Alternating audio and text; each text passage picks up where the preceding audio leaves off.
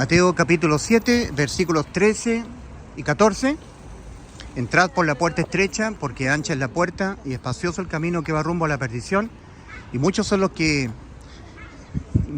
están entrando por ella, por ese camino, a la perdición, porque estrecha es la puerta y angosto el camino que va a la vida, y pocos son los que lo están encontrando al camino angosto. Mateo 7, versículos 13 y 14. Ahora Lucas 13, versículo 24, porque le preguntaron al Señor, ¿son pocos los que se salvan? Lucas 13, 24, esforzaos, persistid, insistid, porfiad, esforzaos a entrar por la puerta angosta, porque de cierto digo que muchos procurarán entrar y no podrán. Ahí está la expresión procurando entrar. ¿Y por qué están procurando entrar? La respuesta es porque no han entrado. Como no han entrado, están procurando entrar. La otra pregunta es, ¿por qué no han entrado entonces? Bueno, porque no han creído con fe. No han creído que Cristo les dio la vida eterna. Entonces no entran al reposo porque están exentos de fe. Son creyentes en Cristo. Tienen celo de Dios, pero no conforme a ciencia. Porque están procurando. En Romanos 10, versículo 1 al 4, el apóstol Pablo le está escribiendo a sus hermanos en la fe que estaban en Roma. Ellos se habían arrepentido y habían creído con fe en el Evangelio. Eran hermanos en la fe en el Evangelio de nuestro Señor Jesucristo. Y a ellos, el apóstol Pablo, a la iglesia que estaba en Roma, al pequeño grupito de salvados que estaba en Roma, carta del apóstol San Pablo a los romanos, el apóstol dice, hermanos, ciertamente el anhelo de mi corazón y mi oración a Dios por Israel es para salvación. Porque yo les doy testimonio a ustedes, hermanos, de que ellos tienen celo de Dios, igual que los pentecostales, los adventistas, los católicos, celo de Dios. Son celosos de Dios, de sus mandamientos, de su moral. Tienen celo de Dios, pero no conforme al pleno conocimiento, no conforme a ciencia. Porque ignorando la justicia de Dios y procurando establecer la suya propia, ahí está la expresión procurando. Yo procuro. No estoy seguro que Cristo me salvó, por lo tanto yo procuraré ser salvo. Procurando establecer la suya propia, su propia justicia, no se han sujetado a la justicia de Dios. Y la justicia de Dios es Cristo muriendo por nuestros pecados en la cruz. Para justicia a todo aquel que cree, como dice Romanos 3. A quien Dios exhibió en el antiguo pacto, a Cristo, como propiciatorio, por medio de la fe en la sangre que era vertida allí, para hacer expiación por los pecados del pueblo santo, que ya eran salvos. Entonces, los israelitas quieren ser justificados por sus propias justicias, que para Dios son todos trapos de inmundicia. En Isaías 64:6 dice, si bien todos nosotros somos como suciedad, y todas nuestras justicias como trapos de inmundicia.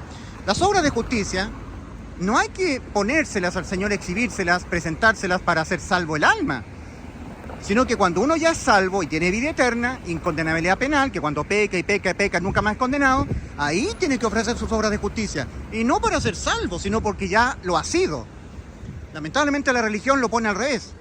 Quiere, para poder ser salvo, presentar sus propias obras de justicia, que para Dios son todos trapos de inmundicia. Entonces, por su propia justicia quieren ser justificados, ignorando la justicia de Dios y procurando establecer la suya propia, sus propias justicias, obras de justicia, no se han sujetado a la justicia de Dios, porque el fin de la ley es Cristo para justicia a todo aquel que cree. El fin de la ley es Cristo para justicia a todo aquel que cree. Ahí está Cerro Castillo, Viña del Mar.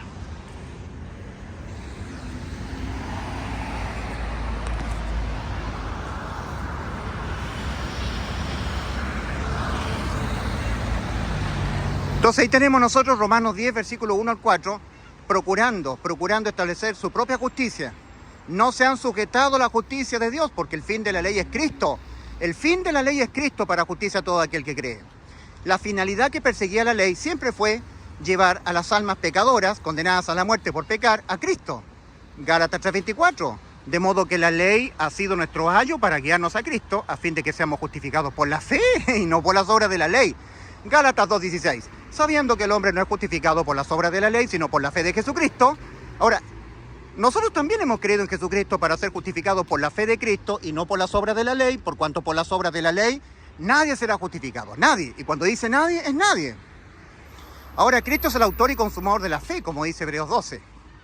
Pero esa fe de Cristo es deber de nosotros adquirirla oyendo a Cristo, oyendo la palabra de Dios. Si el ser humano no quiere prestar oídos a la palabra de Dios, ¿cómo va a obtener la fe de Cristo? No la va a poder obtener. Romanos 10, 17. La fe viene por el oír y el oír por la palabra de Cristo, como dice en el escrito original. La fe viene por el oír y el oír por la palabra de Dios. Romanos 10, 17. Entonces, sabiendo que el hombre no es justificado, el injusto no es declarado justo por las obras de la ley, sino por la fe de Jesucristo, nosotros, dice el apóstol Pablo a los Gálatas, también hemos creído en Jesucristo para ser justificados por la fe de Cristo y no por las obras de la ley, por cuanto por las obras de la ley, nadie, en lo absoluto nadie será justificado. Y cuando dice nadie, es nadie. Gálatas 3:10, porque todo lo que dependen de las obras de la ley están bajo maldición. Pues escrito está, maldito todo aquel que no permaneciera en todas las cosas que están escritas en el libro de la ley para hacerlas. Y que por la ley ninguno se justifica para con Dios es evidente, porque el justo por la fe vivirá, por la fe, no por las obras, por estar dejando el pecado, guardando santidad, mostrándole al Señor sus obras de justicia. Esto de Gálatas 3, versículos 10 y 11, maldito todo aquel que no permaneciera en todas las cosas que están escritas en el libro de la ley para hacerlas, ¿ya? Y que por la ley ninguno se justifica para con Dios es evidente, porque el justo por la fe vivirá, porque todo lo que dependen de las obras de la ley están bajo maldición. Se conecta con Santiago 2:10, Santiago capítulo 2, versículo 10. Cualquiera que guardare toda la ley y ofendiere en un punto se ha hecho culpable de todo. Basta que para una persona evangélica o católica que quiera ser justificada por sus obras de justicia, por estar dejando el pecado, guardando santidad, cumpliendo los mandamientos, que Dios le detecte un solo incumplimiento a los puntos de la ley de los mandamientos de Dios, para que Dios le diga que él es un borracho, un fornicario, un adúltero, que ha incumplido todos los mandamientos. Por eso es que estar bajo la ley es estar bajo maldición. Todos los que dependen de las obras de la ley están bajo maldición. Y los que dependen actualmente de las obras de la ley, siendo cristianos, son los pentecostales, los adventistas, los católicos, los presbiterianos calvinistas, toda la gente vinculada al mundo religioso. Evangélicos o católicos, ellos están estorbando el acceso al camino angosto que va a la vida. No entran ni dejan entrar. A ellos les dijo el Señor Jesucristo, cuando vino a la tierra, aquellos eran los fariseos del tiempo de ahora, los pentecostales, adventistas, presbiterianos, católicos de hoy son los fariseos, los saduceos, los intérpretes de la ley, los escribas de aquel tiempo, del tiempo del Señor. Vosotros no entráis ni dejáis entrar. Vosotros, hipócritas, no entráis ni dejáis entrar a los que están procurando entrar, a los que quieren entrar. De cierto os digo que las prostitutas y los publicanos van delante de vosotros al reino de Dios. ¿Y por qué el Señor le dijo a estas personas que eran tan celosas en el cumplimiento de los mandamientos de Dios, los fariseos?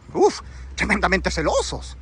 Acusaban al Señor. ¿Por qué vuestros discípulos no guardan el día de reposo, recogiendo espigas en el día de reposo? ¿Por qué no cumplen la ley? Siempre acusando al Señor que el Señor era una persona infractora de la ley. Entonces, el Señor, cuando dice, de cierto os digo, a vosotros fariseos hipócritas, que las prostitutas y los publicanos van delante de vosotros al reino de Dios, se lo está diciendo porque las prostitutas y los publicanos no necesitan que alguien les diga que son pecadores y lo van a hacer hasta que se mueran. Ellos ya lo saben ya, no necesitan ser convencidos. Ahora, ¿quiénes necesitan ser convencidos de que van a ser pecadores hasta que se mueran? Hoy en día, los pentecostales, los adventistas, los católicos, los bautistas, los mormones, todo eso. Y que el pecado, uno solo se condena con la muerte del alma. Y que tuvo que Cristo sustituirnos nuestra vida terrenal en el aspecto condenatorio, sí, porque Cristo en la cruz se dejó cargar en su cuerpo con los pecados que nuestras almas los van a cometer toda nuestra vida terrenal. Si hubiera un solo pecado que no hubiese sido cargado en Cristo hace 2000 años en la cruz, lo tendríamos que pagar nosotros. ¿Y cómo se pagan los pecados? Irremediablemente con la muerte del alma. Eso es. Llegamos al paraíso con Von Scroers.